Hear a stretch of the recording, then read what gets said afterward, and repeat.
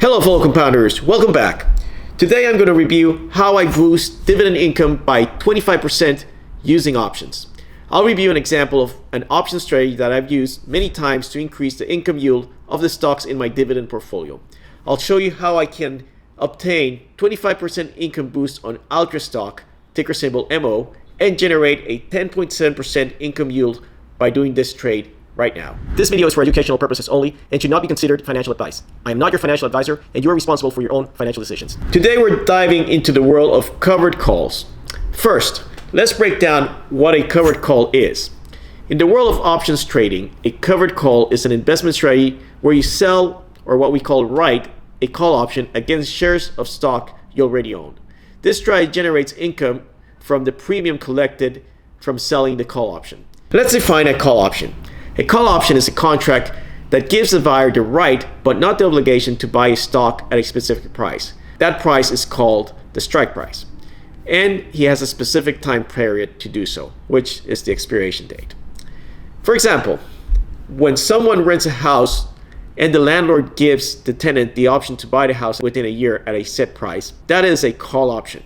That renter can buy the house at the agreed upon price, which in our option lingo is what we call strike price, and he has a specific time period in which to do so, in this case 12 months, which is when the option will expire. The same applies to the stock market. When you buy a call, you're buying a contract that gives you the right, but not the obligation, to purchase a stock at an agreed upon price, which we call the strike price. And you have a specific time period in which to do so, otherwise the call will expire. In exchange for selling you this right, or for that contract, you have to pay a fee or premium for that call. Now, let's define the covered call. If we go back to the real estate example, say we have a real estate investor, let's call him Larry. Larry is betting that a large medical center will be built in an area where you have a piece of land. Let's say that you own 10 acres that you bought for $50,000 a couple years ago, and you have it appraised for $100,000. Larry offers you a $10,000 for the option to buy your 10 acres of land at $125,000, which is the strike price. And he will do so within 12 months, which is the expiration date. If you agree, you would have sold Larry a covered call in real estate. You collect a $10,000 of premium up front, and you just have to wait 12 months. Larry can buy the property from you at $125,000 anytime within these 12 months before the call expires.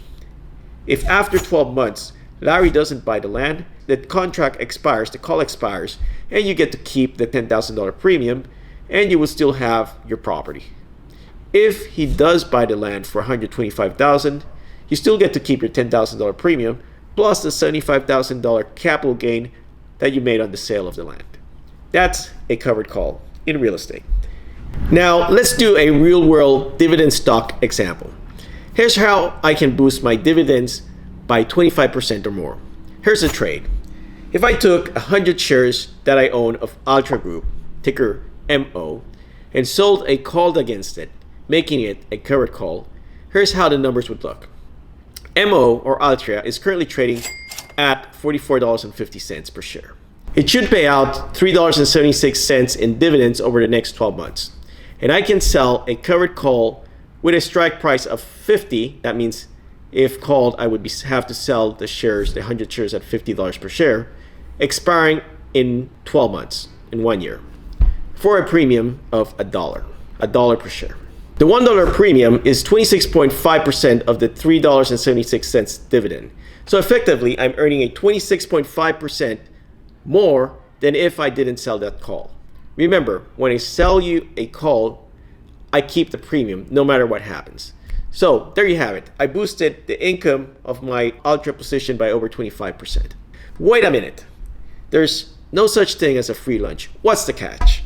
Okay, so here's the catch. The catch is that you run the risk of being called. That means that you might have to sell your position. If you didn't want to sell your position, that's the risk. But here are the possible outcomes so we can understand it. Outcome number one. MO Ultra trades less than or equal to $50 at expiration. $50 is the strike price, remember? The call expires worthless because if MO is trading for less than $50, the owner of the call is not going to exercise the call to buy it at $50 when he can go to the market and just buy it for less. So the call expires worthless, and I get to keep my dollar premium that I earned on each of my Altra stocks. Plus, I earned the $3.76 of dividends for the year, making it that I earned $4.76 per share income on a $44.50 initial price, which is a 10.7% income yield, or dividend yield, let's say. And I still get to continue owning my 100 shares of Altria MO. Outcome number 2. Altria, or MO, trades above $50 at expiration. In this case, the owner of the call will definitely ask to buy my 100 shares for the $50 because it's worth more than $50 at that point. So I would have made the $5.50 in capital gains because my cost was $44.50. I had to sell it for $50. So I get $5.50 worth of profit, plus the $3.76 worth of dividends, plus the dollar premium that I was paid up front when I sold the call. So this would have given me a 22.6% return on the $44.50 per share.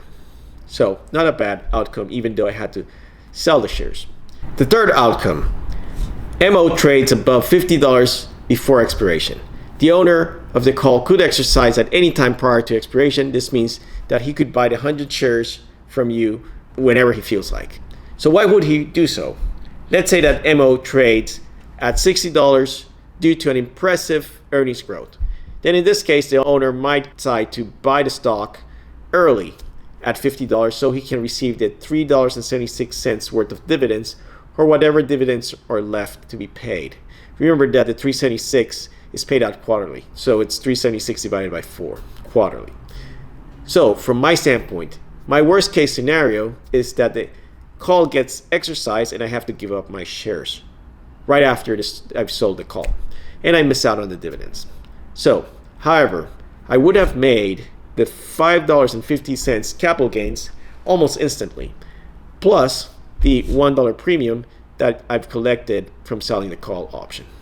Since MO is trading at $60 when exercised, I would have given up the $10 upside above $50, which was the strike price that I had agreed to.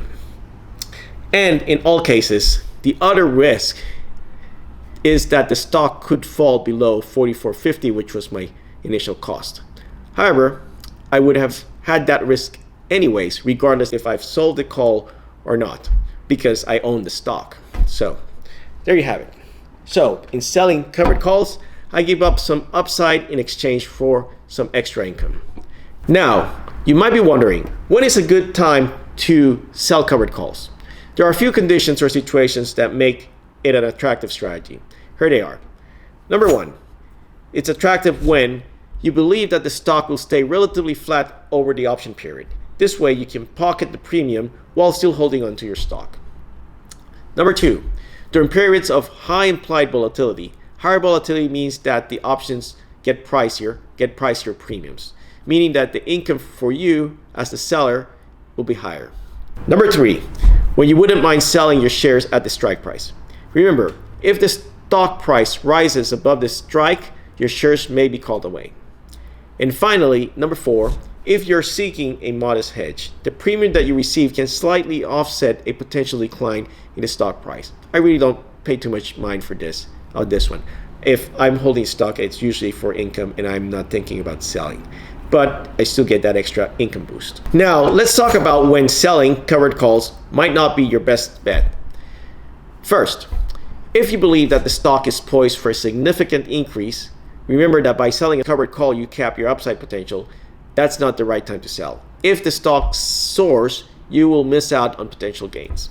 2, if you are not willing to part with your stock, there's always the chance that the option buyer will exercise the right and you'll be forced to sell your shares. There you have it, our rundown on covered calls. It's a widely used versatile strategy that allows you to generate extra income, which in effect boosts your dividend yields. It also provides a slight hedge against your long positions. But like all investment strategies, it's important that you understand the risk and rewards before you go ahead and use it. Do you have any questions or experiences about covered calls? Let me know in the comments below. And remember, always be compounding. See you in the next video.